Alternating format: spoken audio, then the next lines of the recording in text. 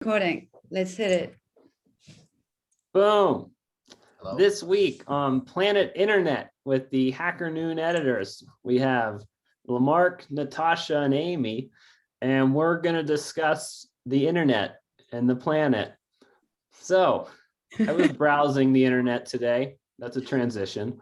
Excellent. I stumbled upon this story from The Verge. Why Microsoft wants Discord. And essentially, there's been rumors circulating for a while that Microsoft is interested in buying Discord for upwards of $10 billion. And this article details how it would fit into all of Microsoft's existing suites and kind of analyzes the past of their acquisitions in terms of how successful they've been and not been. You know, Skype being on the failure side and GitHub, LinkedIn, and in the gaming space being on the more successful side with Minecraft. And this really hits all of them, because Discord is a chat and community app with, closed communities. So you're dealing with really social networks as a whole, beyond the public stuff. So it's communications for gamers, it's work-related conversations. It would be a massive move for Azure and Microsoft hosting, now looking at as the hosting battle is something they're trying to win and how well it would integrate with Xbox and different discussions. And on the Discord side of things, I would prefer they stay independent forever. And it's good news for them either way if Microsoft's going to go in the news and price their company at a really high number. So I guess my question to you guys is are you buying that Microsoft is buying Discord, or do you think Discord just wants all these stories to kind of just keep existing to grow the value of their company? I just looked it up. It says that Discord has 140 million users. That's pretty decent. Discord has raised a total of 483 million. I also love that the second question on Google is, can a 12-year-old use Discord? And the answer is no, you've got to be at least 13. That doesn't happen. Definitely have Discorded with 12-year-olds. Whoa. So this ties into the whole Salesforce acquires Slack thing, right? And I'm sure Microsoft is trying to position themselves similarly. Discord is interesting though, because like you said, it's strongly used by gamers, and it's Twitch streamers rely on it. And in that sense, Twitch kind of relies on it. I feel like Twitch acquiring Discord would make much more sense, but what I'm kind of confused about is Microsoft already has their version of this, which is Microsoft Teams. So I'm wondering if they're acquiring it just to improve that portion of it. But all in all, if they do decide to acquire them, I think that would be really smart on their part, especially like you said, Xbox and Minecraft is going well for Microsoft. But if you look at the entire gaming industry, Microsoft's Xbox is severely underperforming, especially compared to PlayStation. So many people in the space think they need to do something big to change their impact on the gaming industry. The Games Pass is one thing, and maybe Discord would be another. It would definitely be a big upsell for Teams. If you look at Microsoft has 100 million and then Discord has 140, that overlap isn't that massive. I mean, if you want to go professional to Teams, it seems like a pretty good fit. And if Discord, in terms of competitive balance, Discord could easily go heavier on professional, and Discord Pro is a lot more like Slack and Teams. And now if you cut out their ability to make that move because that upsells directly to Teams, that's definitely going to make Microsoft more money. But what does Discord have that Teams doesn't? Nothing. Yeah, this isn't like Substack. Yeah, but have you guys used Teams? Teams is really bad. Have you ever tried it? Yes. Compared to Slack and even compared to Discord, I just feel like the user experience is really bad. Well, that's so unusual. Well, they've updated in mid to 2020 though. So it's a bit better now. And they have, as opposed to Slack too, they have video chat, which is different. But Discord also has that, I believe. And Discord has the ability for you to break out into multiple sessions or different kind of rooms, where Teams also has that ability too. So, and I feel like Microsoft Teams, like their big focus is that they're pushing this whole like work from home thing or like hybrid working so that you can meet with people who are in the office and also remote working. So they have like different functions for like video chatting to make it seem like everyone's in the same room and all this kind of stuff. So I just don't know what Discord has that Teams doesn't have at this point. So I can definitely see it being like a acquisition just for like the sake of an acquisition to like, because it's a popular platform and it would help them with their bottom line. But I don't think that the technology is going to integrate itself with Teams.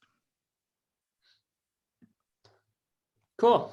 Yeah, I think so. If you're the decision maker of Discord, you've raised 400 million, you're getting offered 10 billion for this thing.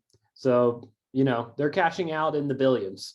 Like that would be kind of this trade-off they're making, understanding like this probably isn't the best for my community, but you're talking about a real trade-off. What would you say? Would you guys do it? Yeah. Yeah, like it's not even thinking about it, I would do it, but I'm not sure we're the right people for that. Like, Did you say billion? Hell yeah.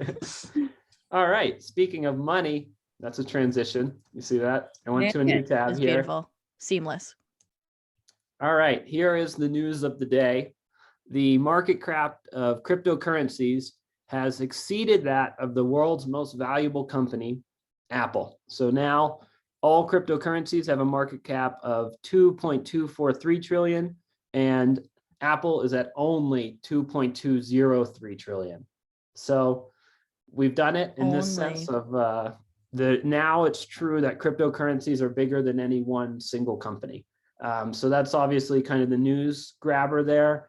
And then of that, you know, you're looking at Bitcoin at 1.2 trillion market cap, still being, you know, a good bit below Microsoft, who we were talking about earlier, and some of the other top tech companies. But it is a bit of a milestone here of just, are these things bigger than Apple? Like cryptocurrency, is it bigger than Apple in market cap? Today it is, yesterday it wasn't. So that's a pretty big deal.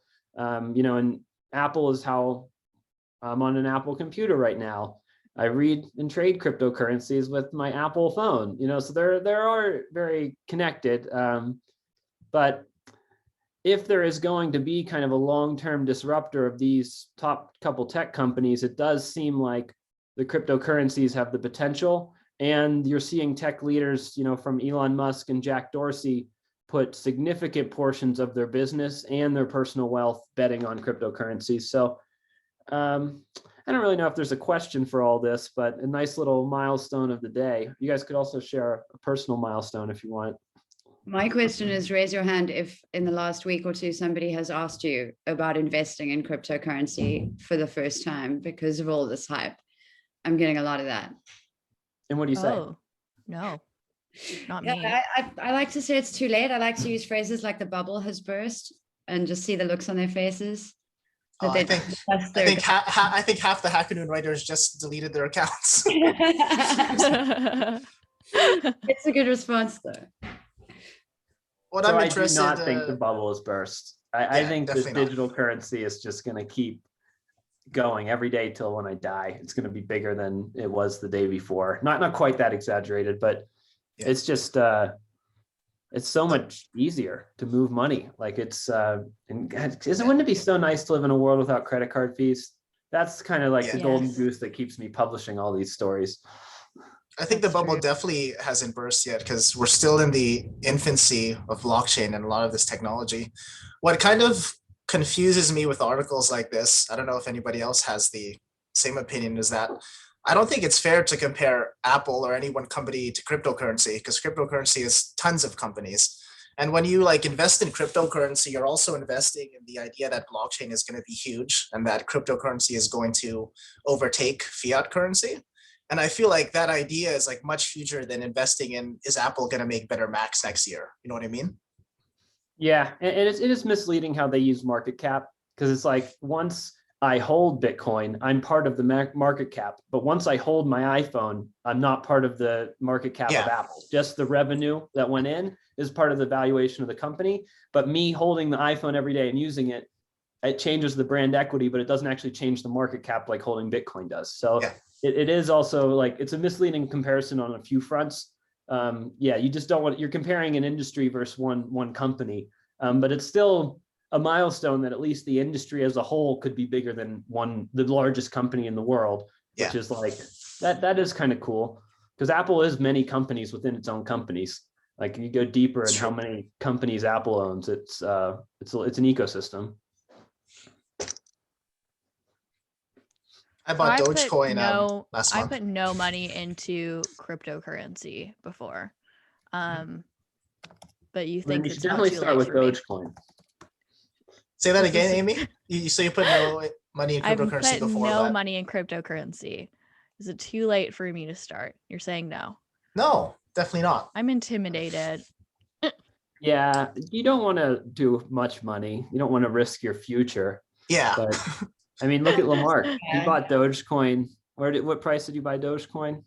I think like, what is it right now? Should I open up my stocks? Here it is, 13 cents. Okay, I bought it a month ago. What was it a month ago? 1 month ago. Whoa. So you have a double basically. Hi. Nice. Look at that. All right. Now let's move on to another acquisition on a HackerNoon story. Here we have, it's titled, "Think you know why Google acquired Fitbit? Think again. Dun, dun, dun." And this is by Harris Shahid. Here's his Twitter. He calls himself. Okay, I actually haven't read this article, but I want to guess that it's got to do with like GPS. Data. Yep, here's the thesis. Google's buying Fitbit for data, not hardware. This is a $2 billion acquisition. And you can read through it, a lot of concerned customers. I mean, even in the opening announcement, they announced that Fitbit will be using, let's see what their statement was here. Well, mixed results about if they're using the data for advertising. Customers seem to not believe they wouldn't. And $2 billion is a lot to pay for a company. And I don't think their margins were great and their competition was increasing in the wearable space. So, they're selling above their share price while they still can, would kind of be more of my opinion on it. And it's, all these big sales, you feel good for the founders and the team, but it's also like, it's probably going to get worse before it gets better. And then there's information about how to delete your Fitbit from health, which who knows if that's been taken over already, but how are you guys feeling about Fitbit by Google?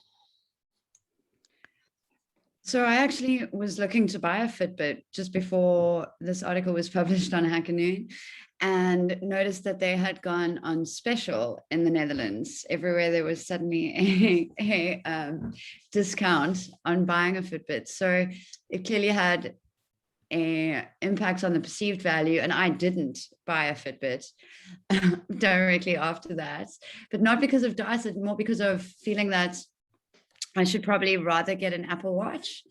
So it wasn't really about the data at all for me. And it wouldn't bother me as a customer either, because it's just always so surprising to me what people get upset about. Suddenly this is tracking me. And it's just like, you've been carrying it in your pocket for the last 20 years. I don't understand why you're suddenly so concerned about all of this. Only Apple is sponsoring that statement. I've owned an Apple Watch and a Fitbit before. Now I have a Fitbit. I'm not very concerned about Google tracking my data. Also because I share my location with Google at all times. Solely because I listened to this other podcast about true crime where the woman was found because she had her Google location sharing on. So I always do that now in case I ever disappear, then someone can find me and catch my killers.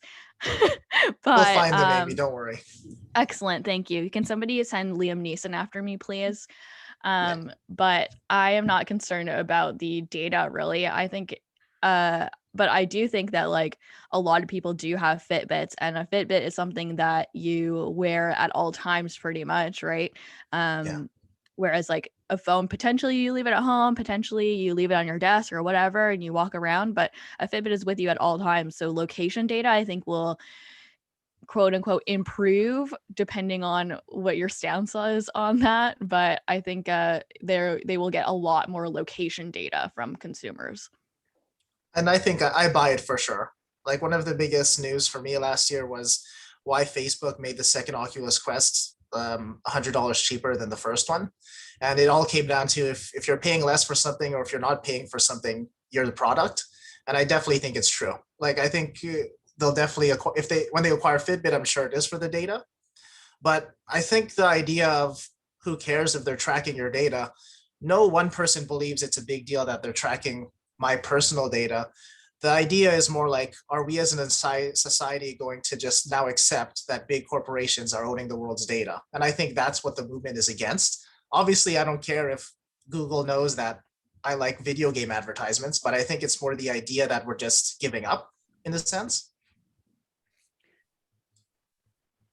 Very similar to herd immunity, right? Like if enough of us don't get vaccinated, then it doesn't count in kind of reverse. Now it's like, if enough of us don't care about data, then it's a problem.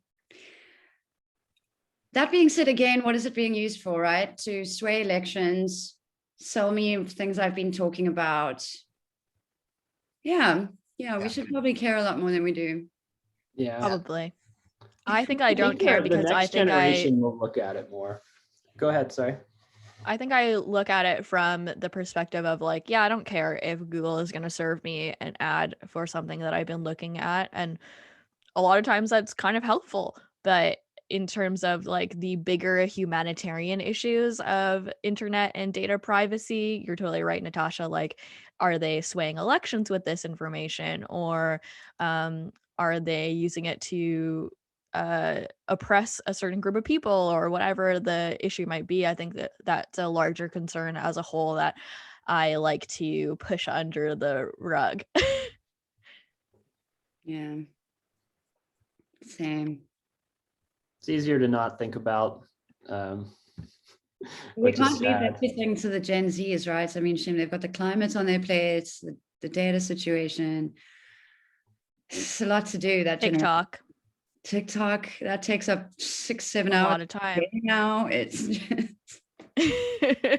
I think if the human rights organizations become more involved with the control of data and the rights of data, and like looking at like the climate accord, like there's like big, international agreements for climate and production, but limited big international effective agreements for data and data rights and data control. And it's like, if you want to deal with getting your data back from Fitbit and not to Google, you're dealing directly with the corporation.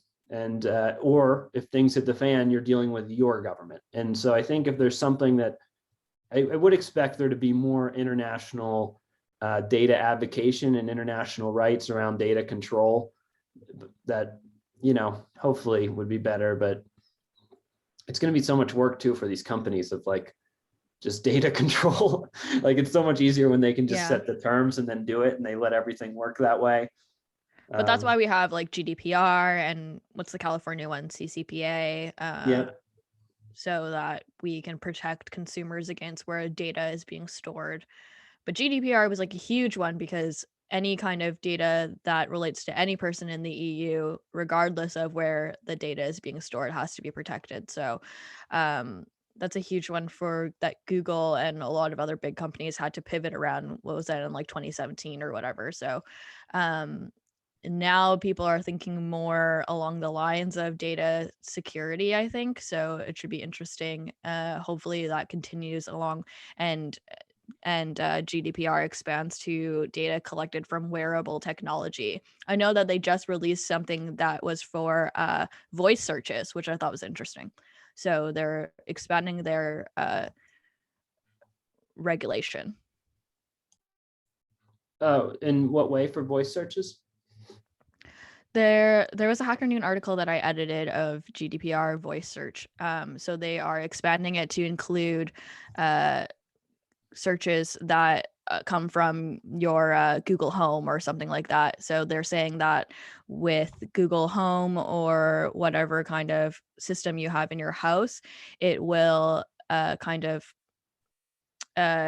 can continue to record when you're not using it, or you could be saying sensitive information out loud that it picks up. So GDPR has now expanded its regulation to include things that encapsulate voice searches. While we're on Google News, though, can we talk about how weird and out of whack these dates are when you click on news? Yeah, I like yeah. to. Yeah, you can also sort by time, which is nice. I see. Okay. Yeah, I mean, they're really, I guess they're also taking some, curation opinions here of like, hey, this article by the National Law Review of Voice Recognition, Tech Privacy, and Cybersecurity Concerns is so important to this issue that it doesn't matter that it's dated December 10th.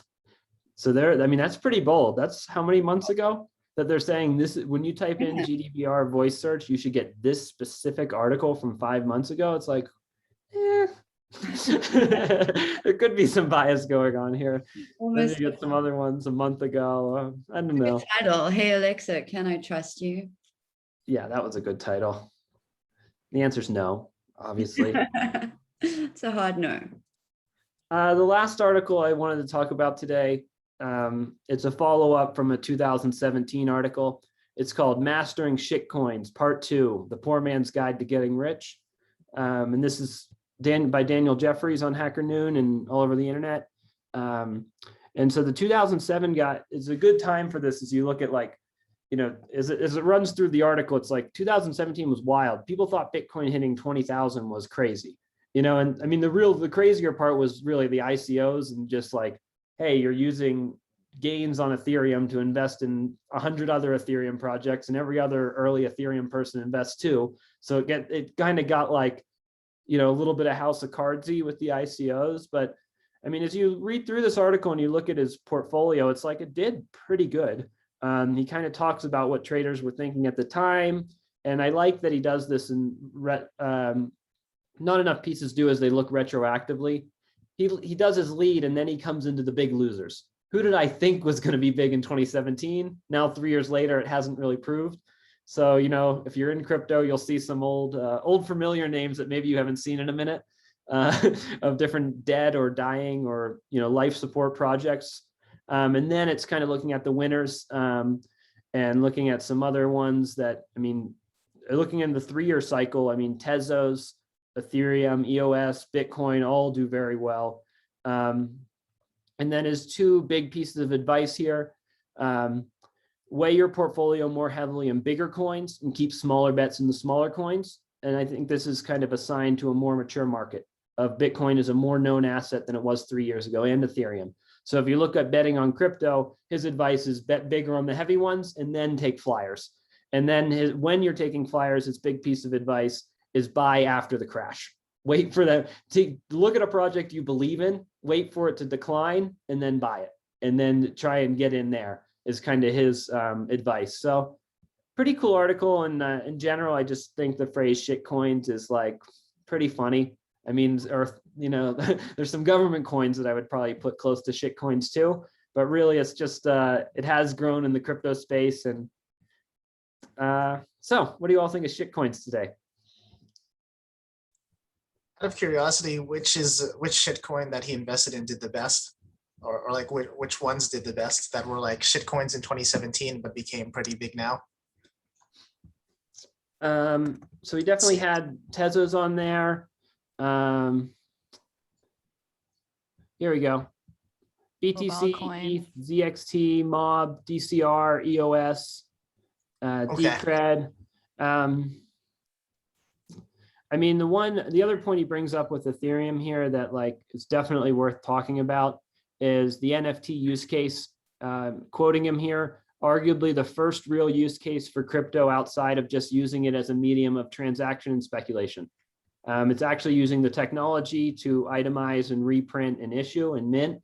So trying to really using the technology to document scarcity and being provable that this is scarce and using that for something other than transaction and speculation, which it's also a pretty depressing statement that we've come this far and transaction and speculation are still, I mean, transactions should be the primary use case. Like that's where it's like, can it replace cash, current credit cards and everything else and financial store of value and all of that. So yeah, Ethereum, I have mixed feelings on, because like the dApp ecosystem, I feel like it got so much media and press so early and like no one was using the dApps. And it was like, oh, this is a decentralized application with 1,000 users. It's like, you mean a website? Like 1,000 people use it? I don't know. Yeah, I feel like his advice for investing in shitcoins is similar advice to any other stocks though. Like when I first started investing, and like, don't take any investment advice from me, obviously, but I was doing the method of, okay, I'm going to try to find the next Netflix and invest in these things. But then you don't really get any gratification like immediately. And if you're doing that, you're investing in like the long run. And like what he said, place your big bets on the big ones. That's exactly what I did. And that's exactly what works. Like once you start investing, you'll find that obviously you invest in Facebook, you invest in Twitter, you invest in Uber, and you'll find that those will grow in the short run. And all of those small bets you made, none of them are growing, but you have to realize that they are small bets and you can't expect them to grow immediately. So it probably depends on like how patient you are and like your philosophy as an investor yourself. So as a final sort of question to end off the podcast on, I think when to buy Bitcoin at the end of 2013. Yeah. Exactly what I'm doing. Oh no, I missed it.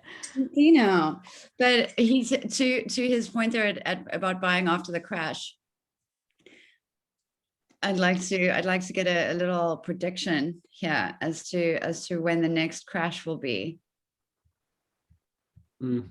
Depends on how big of a crash you're talking about. Like if you just look at the Bitcoin stats, it goes down 20% like quite often, and you can buy there and you just wait for it to go back up again. But if you're talking about like a major crash, no clue. I did have one other one to point out of like this line just really got to me. Like Binance is an exchange, but they issued a currency. And here's a sentence from it. Investment of 2,500 would have turned into $2.5 million in 2020. It's like, well, if you run the exchange and you issue your own currency on the exchange, isn't it a lot easier to be successful? Oh, yeah. So I guess the other one that I get thinking about, why did Binance do well? Why did Cardano do well? Like, why is Flow doing well? Looking at the partnerships of these companies and the strategic position of Binance, if they want to issue a token, how valuable that could be, you know, how many built-in competitive demand advantages and buyers they have versus another one. It's yeah, I mean, that also kind of just stands out a little bit in the story. Sorry to talk about rises instead of crashes, Natasha. It's my bad. So good answering questions. Everyone's avoiding the question. Yeah, nobody wants I don't know. Everybody knows that's how you get canceled these days. Don't say anything. Now I know why those questions never work when I ask them to. I always try to ask like AI guys like to make predictions and nobody wants to, but now I know why. It's like when a kid asks you, like, when am I going to die?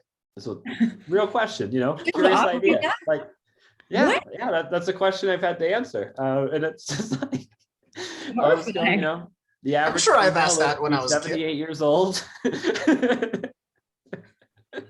I don't know. Natasha just wasn't a morbid child.